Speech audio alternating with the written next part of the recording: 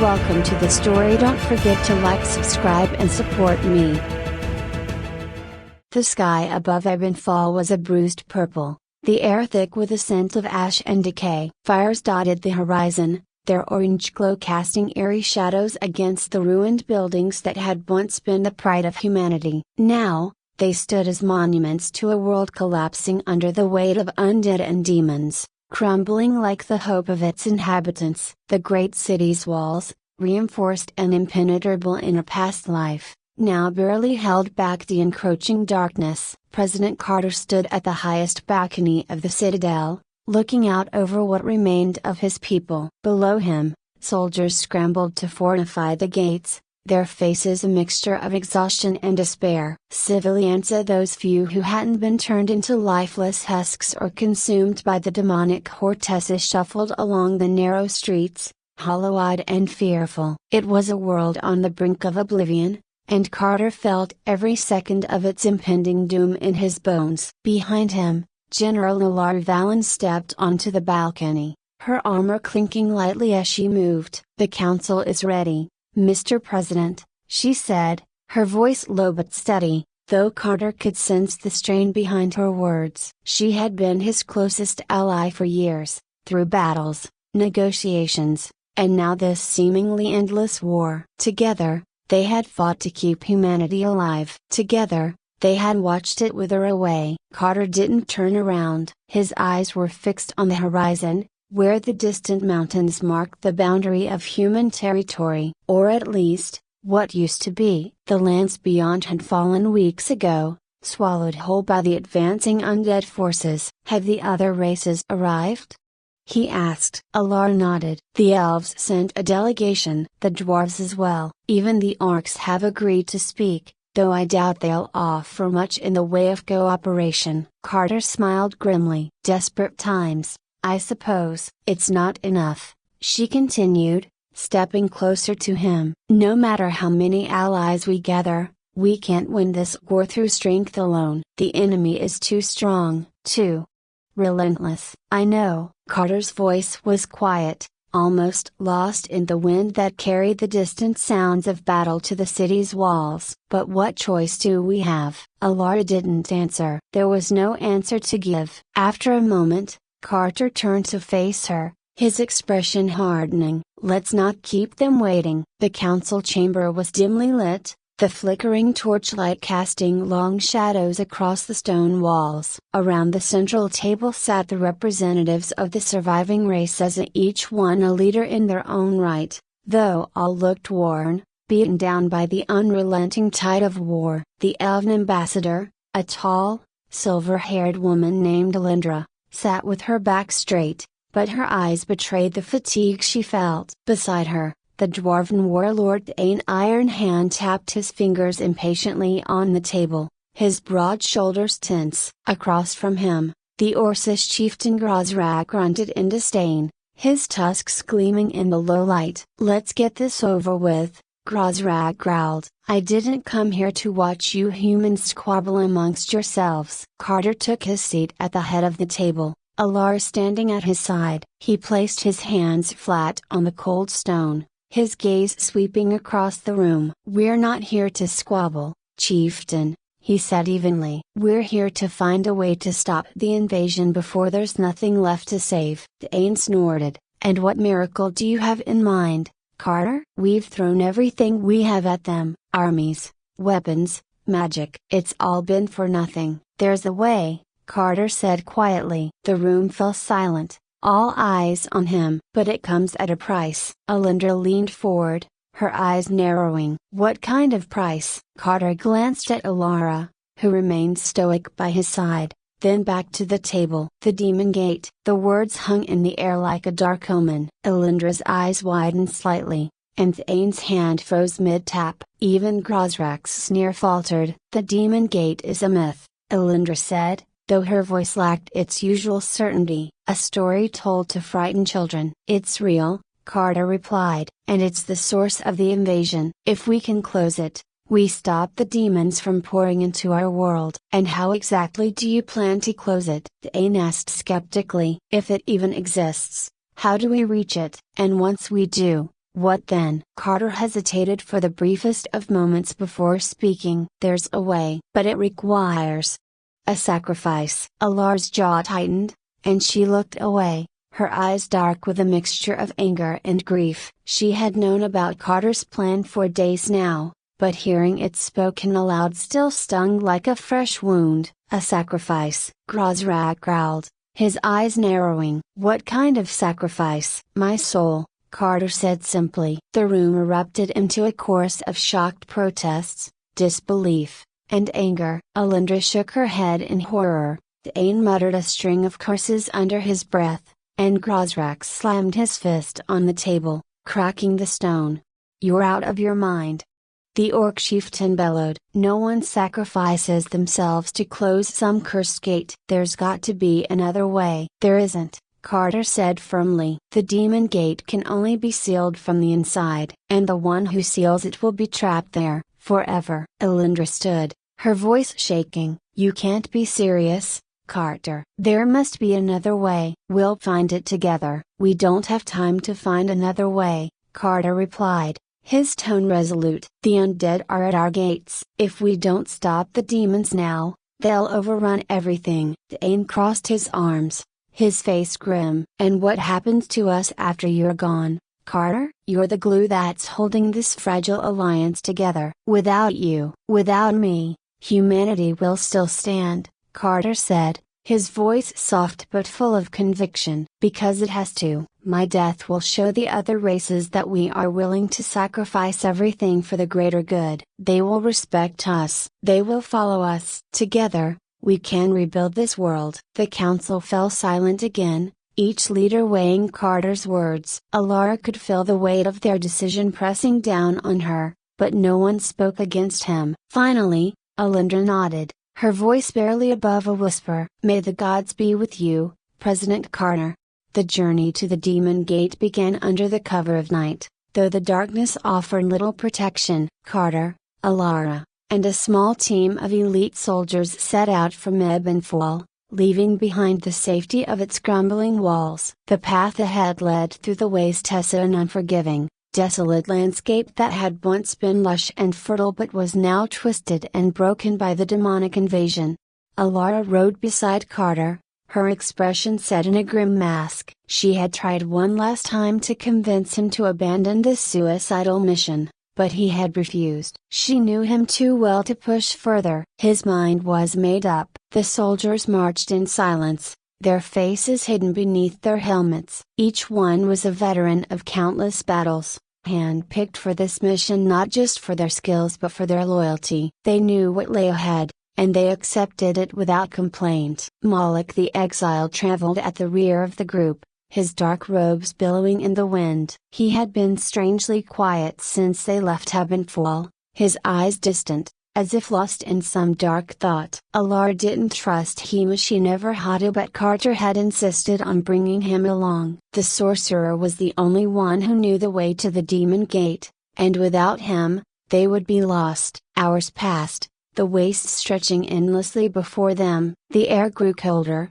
and the sky darkened further, as if even the stars themselves were abandoning this forsaken land. The occasional howl of some distant, unseen creature echoed across the barren plains, but the group pressed on, their eyes fixed on the horizon. As dawn approached, a shape appeared in the distance, a towering structure of black stone, jagged and menacing, its surface etched with strange, glowing runes. The Demon Gate. We're close, Moloch murmured, his voice barely audible over the wind. Beyond that gate lies hell itself. Alara felt a shiver run down her spine. She had heard the stories, of course, tales of the realm of eternal suffering, where the souls of the damned were tortured for all eternity. But seeing the gate, feeling the dark energy that radiated from it, made those stories all too real. Carter dismounted, his face set in a grim line. This is it, he said quietly, looking up at the towering structure. Once we pass through, there's no turning back. Alara dismounted as well, her hand instinctively resting on the hilt of her sword. Are you sure about this, Carter? He turned to her, his expression softening for just a moment. "I have to be, for all of us." Allure's heart clenched, but she nodded, swallowing the lump in her throat. There was nothing left to say. Moloch stepped forward, his hands raised as he began to chant in a low, guttural language. The runes on the gate glowed brighter, and the air around them seemed to thrum with dark energy. Slowly, the massive doors of the gate began to creak open, revealing a swirling vortex of black and red beyond. Carter glanced at Allure one last time, then stepped toward the gate. Allure wanted to reach out, to stop him, but her feet remained rooted to the ground. She couldn't do it. Not now. As Carter stepped through the gate, the vortex seemed to swallow him whole, and in an instant, he was gone. Allure's breath caught in her throat. For a moment, the world seemed to stand still, the silence deafening. Then, with a final, echoing clang, the demon gate slammed shut behind him. Inside hell, Carter felt an immediate, crushing weight on his chest. The air was thick, suffocating, and every breath felt like it burned his lungs. The landscape around him was a twisted nightmare of fire and ash, jagged cliffs rising out of molten rivers that flowed beneath a sky that glowed a sickly red. He had no time to waste. Moloch had told him that the heart of hell lay deep within this realm, and that was where the ritual to seal the gate had to be performed. If he hesitated, if he allowed doubt to creep in, everything would be lost. Steeling himself, Carter began to move. The ground beneath his feet crunched like broken glass, and every step sent a jolt of pain through his body. He was already weakening. Moloch had warned him that the very nature of hell would drain him, sap his strength, until there was nothing left. But he pressed on, driven by the faces of those he had sworn to protect. The people of Ebenfall, the soldiers who had fought and died under his command. Allure. His mind lingered on her for a moment longer than it should have. She had been by his side since the beginning, through every battle, every sacrifice. He had never told her how much she meant to him. Now, he would never have the chance. Ahead of him, a shadow moved. Carter's hand went to the sword at his side, though he knew it would do little good in this place. The demons of hell were far beyond anything he had faced in the mortal realm. The shadow shifted, and a figure stepped into view. It was Lilith, Queen of Demons. She stood tall and proud, her crimson skin glowing in the dim light, her eyes gleaming with malice. Her black wings spread wide behind her, casting long shadows across the ground. She smiled, a cruel, mocking smile, as she approached him. "So, the great President Carter comes to die in my domain," she purred, her voice like silk wrapped around a blade. "I must say, I'm impressed. I didn't think you had it in you." Carter's grip tightened on his sword. "I didn't come here to die. I came here to end this." Lilith laughed, a sound that sent a shiver down his spine. "Oh, you're going to end something, all right. But not the way you think." Lilith's laughter echoed across the desolate landscape of hell, the sound reverberating off the jagged cliffs that surrounded Carter like a dark cage. He stood tall, his body tense, his mind sharp. Every instinct told him to move, to strike, but he held back. Lilith was not just another demon. She was something far more dangerous, more ancient. To face her head on would be suicide. He knew that. But he also knew that there was no turning back. "You think you can stop this invasion by sacrificing yourself?" Lilith said,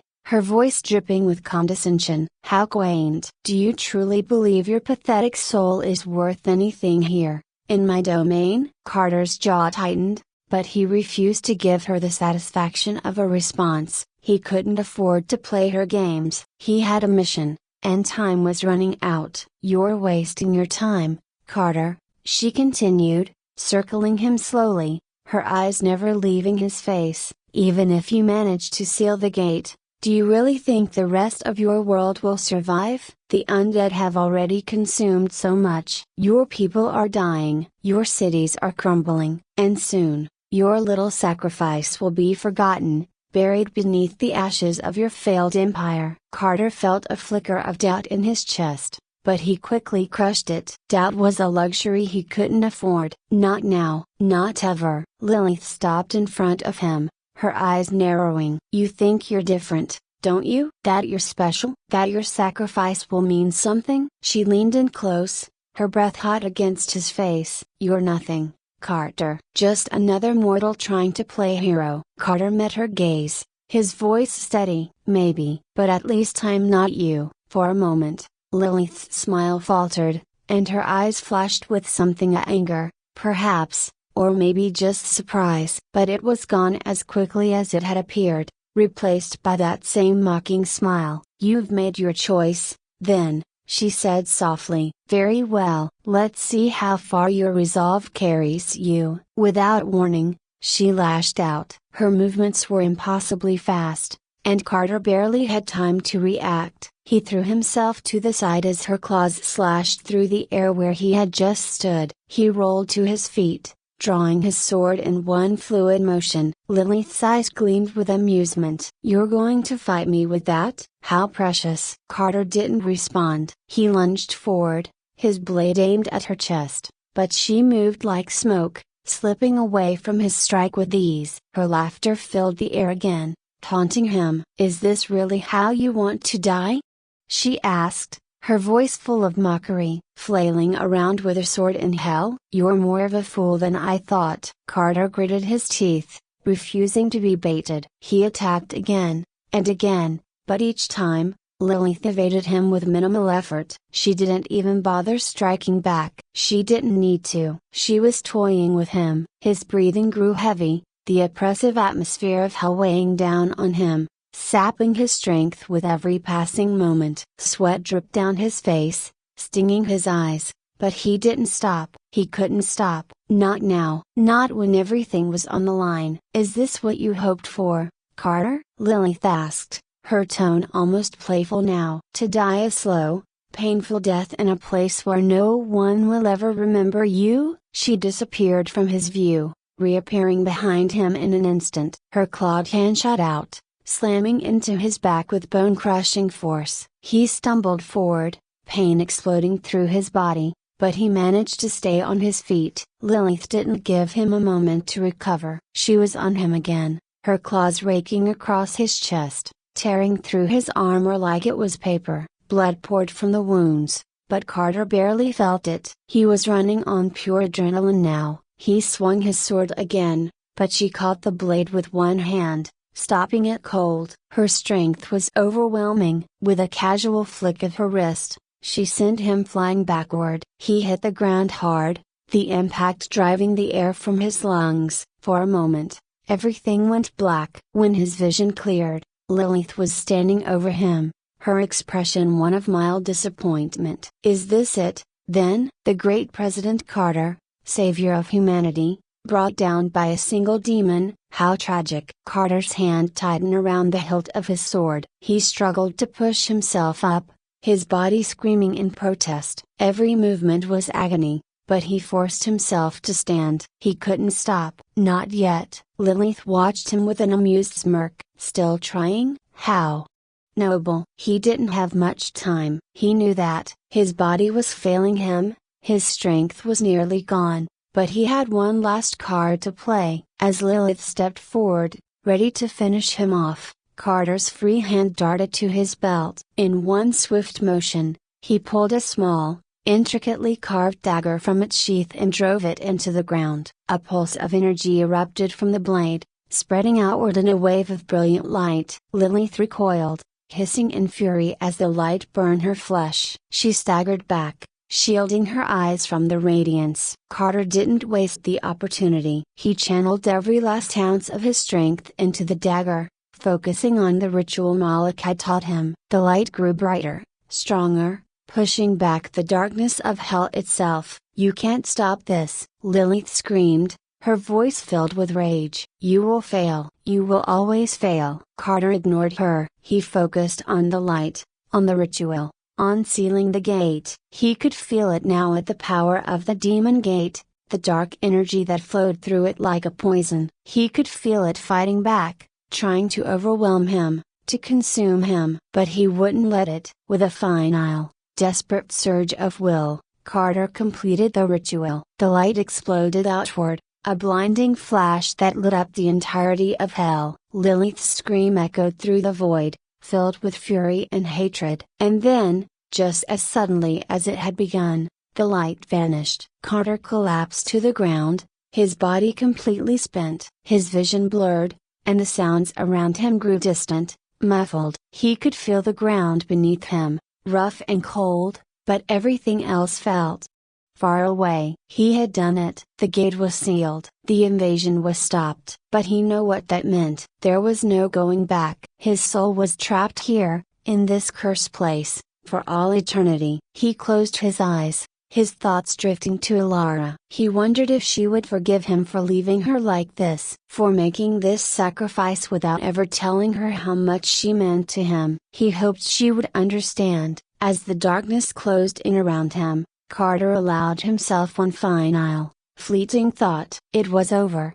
Back in the mortal realm, Alara stood on the walls of Ebenfall, her heart heavy with grief. She had felt it the moment it happened and at the moment Carter sealed the gate and trapped himself in hell. She had known he was gone before anyone told her. The soldiers around her were celebrating, cheering for the victory they didn't fully understand. They knew the invasion had been stopped, that the undead had retreated, that the demonic forces had vanished. But they didn't know the cost. They didn't know what Carter had given to make it happen. Alara knew, and it broke her. She looked out over the city, the smoke still rising from the ruins, the fire still burning. There was so much work to be done, so many lives to rebuild. But all she could think about was the man she had lost. The leader, the friend. The world had been saved, but at what cost? As the sun began to rise over the horizon, casting its first rays of light over the battered city, Alara made a silent vow. Carter's sacrifice would not be in vain. She would lead humanity now, in his stead. She would carry his legacy forward, and she would make sure that the other races, elves, dwarves, orcs, and all the others remembered what he had done. What they had done, together. Humanity would rise again, stronger than before. They would rebuild, they would thrive, and they would never forget the man who had given everything to make it possible. Carter's light would live on, even in the darkest of times.